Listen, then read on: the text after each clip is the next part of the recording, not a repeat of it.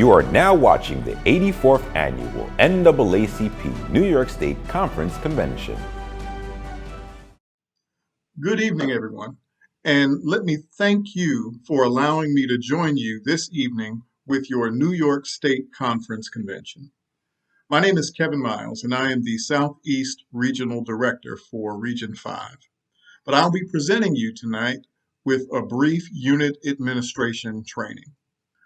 Certainly, as you are participating in this call this evening, all of you should be preparing for your branch elections back home.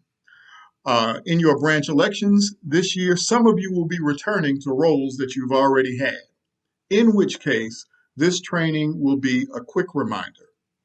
Some of you will be ushered into new roles that you haven't held before, in which case this will be a great primer for the days to come. But I want to spend a few minutes talking about the roles of the officers and of the executive committee.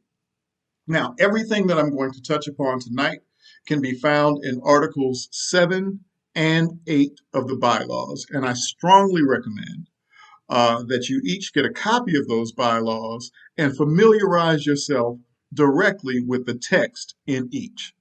Articles 7 deals with the duties and roles of the officers, and Article 8 deals with the duties and roles of the committees. But we're going to start by talking about the office of the president. The president of a branch of the NAACP has the primary role of serving as the chairman of the executive committee. Your role, once everyone is convened in the executive committee meeting or in the general membership meeting, is you are the one who leads that meeting. The next role of the president is you are the primary spokesperson for your branch. In fact, the president of a branch is the only person who is authorized per Article 7 of the bylaws to speak on behalf of the executive committee in between meetings of the executive committee. And we're going to talk about that role of the executive committee in just a moment. But in terms of once a position has been determined by the executive committee, the only person in between those meetings of the executive committee who is able to speak on behalf of the unit is the president. And if there is an issue that takes place, and it requires a quick response, a response that may not wait until you have another meeting, the president and the president alone is authorized to go out and speak on behalf of the unit. However, they are required to go back and make a report at the next meeting of the executive committee on everything that has been said on behalf of that executive committee in between those meetings. They are also tasked with signing requisitions. Once those requisitions have been properly approved by the executive committee, the voucher or requisition form has been signed by the secretary and then is also signed by the president, delivered to the treasurer.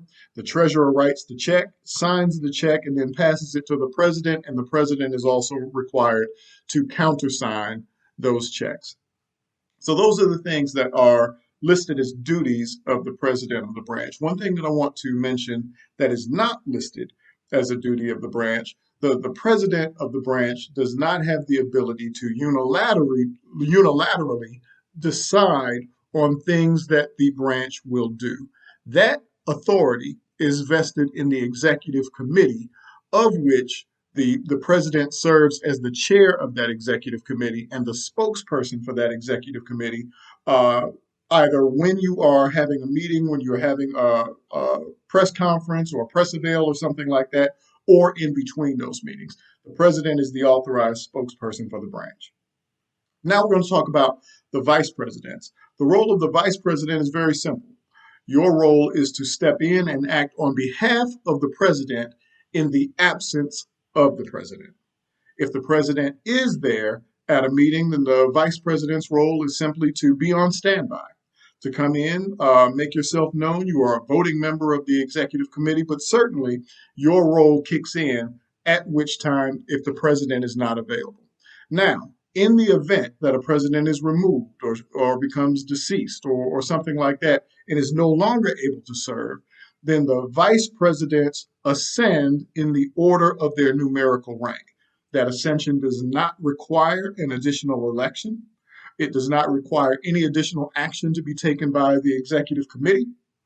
At the point that the president is no longer able to serve, the first vice president automatically becomes the president. The second vice president automatically becomes the first. I emphasize that because we've had instances where a president was no longer able to serve and an executive committee wanted to know if it would be possible for them to have a special election. And the answer to that is no. The ascension of the vice presidents to the presidency position is automatic as per the bylaws. The next position that I want to talk about is the position of the secretary. This is the position that is responsible for virtually keeping the branch going. The secretary is responsible for maintaining the membership records. I want to say that again. The secretary, and the secretary alone, is responsible for maintaining the membership records. Sometimes units believe that perhaps that role can be given to the membership committee.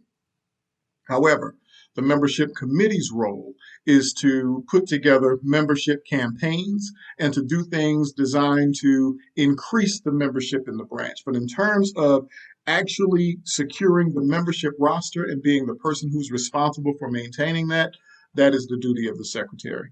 The secretary is also responsible for maintaining all of the records and the minutes of what takes place in all of the meetings. You know, it's a saying that we've often had around the organization for many, many years. If it's not in writing, it did not happen. If it's not in the minutes, it did not happen. Now, having said that, I also want to emphasize that there is a difference between meeting minutes and a meeting transcript. It's not necessary to try to record every bit of conversation that takes place inside of a meeting, but certainly anything that rises to the level of a motion being put forward should be recorded along with who made the motion, who made the second, what action was taken or not taken as a result of the motion going forward. The secretary, in addition to the president, secretary and president, also serve as ex officio members of all committees in the branch with two notable exceptions. The president and secretary are ex officio members of every committee in the branch except the nominating committee and the election supervisory committee. But outside of those two, they serve as ex officio members of every single committee. And the secretary is also in charge of maintaining the requisitions or vouchers, whichever term your branch uses, for any purchase that is going to be made from the branch account in the amount of $100 or more. That requires a vote of the executive committee. The secretary would then be the one who would originate the voucher or requisition. The secretary would sign it, then deliver that to the president for the president to sign. Then the secretary delivers that to the treasurer for the treasurer to write the check. The treasurer then writes the check, signs it, and then delivers the check to the president. One thing that I did not mention about the president that I want to go back to just briefly to mention because it ties into the role of those committees that I just mentioned, that they serve as ex officio member of, is that the president is also responsible for appointing the chair of those committees. But that appointment must be ratified by the executive committee. So shortly after the election, when you get to the first official meeting of the year, your January meeting, your president, whomever that may be, will be responsible for making nominations for each one of the standing committee chairs, and those will be voted on by your executive committee, and your executive committee, after voting on them, they will be duly installed. Those recommendations come only from the president as per the bylaws. So now we've talked about the president, we've talked about the vice president, we've talked about the secretary. The assistant secretary works very much like the vice president. The assistant secretary takes on their role in the absence of the secretary. If the secretary is not available, then the assistant secretary steps in. The assistant secretary, however, can be tasked with doing other things under the direction of the secretary. So now we're going to talk about the treasurer. The treasurer is the chief financial officer of the unit. The treasurer also serves as the chair of the finance committee. Now, I know a lot of branches have finance committees that have more robust roles than are described in the bylaws, but the finance committee is referenced in the bylaws as a committee that meets in the beginning of the year, so around the January meeting. It is chaired by your treasurer. It is staffed with your treasurer, your president, and at least one other member, and it is tasked with drafting a unit budget, right? That is a role of the treasurer. The treasurer is also in charge of managing all of the unit's accounts and is in charge of making sure that it completes and submits a year-end financial report. And that is a necessary report because it is tied directly to your unit's compliance. So that report must be filled out and turned in every year on time just to ensure that your unit remains compliant. And the assistant treasurer works precisely the same way the assistant secretary does. Once again, the assistant treasurer is available to work in the absence of the treasurer. And if the treasurer is there, then the assistant treasurer remains on standby. So the next thing that I want to talk about is I want to talk about the role of the executive committee members at large. Oftentimes, people ask the question, well, why do we have the executive committee members at large? What do they actually do? Their role are to be additional minds and additional processing and thought leaders who will help you vote on issues that take place within your branch. They are not assigned specific duties inside of the bylaws, but their role is to be a full voting member of that executive committee to help you shape the policies and the programs and the ideas that come out from the branch. It's very important that you recruit people who might be interested in running for those offices, because those additional thought leaders who come to the table to be a part of that discussion and that decision making can really help you make some quality decisions that improve the work that you put out for the rest of the community. And the last one that I want to mention is the role of the executive committee. The executive committee, as per Article 8 of the bylaws, is tasked with general control of the affairs and programs of the unit subject to the unit's authority.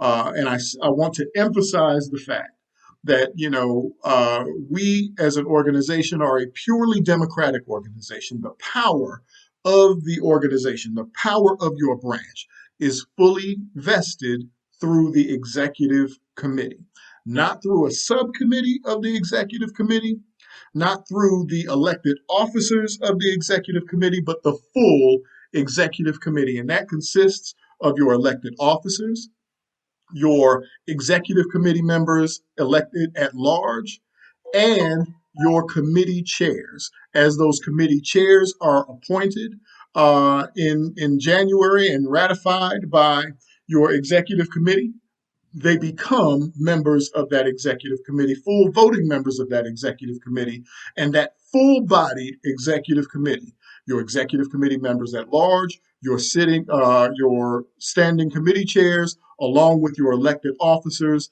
are tasked with the affairs, the general control of the affairs and program of the unit, subject to the authority of the unit. And when it says subject to the authority of the unit, after you've had your executive committee meeting and you have received your reports from each one of your standing committees, then your executive committee should be compiling a report that it presents to the general membership, where the general membership will ratify that report with an up or down acceptance or non-acceptance, in which case it would be remanded back to the executive committee. So I know I've said a lot, but I really wanted to make sure that we spent some time talking about the roles of each one of those officers. We've dealt with the president, the secretary, the assistant secretary, the treasurer, the assistant treasurer, and also the executive committee.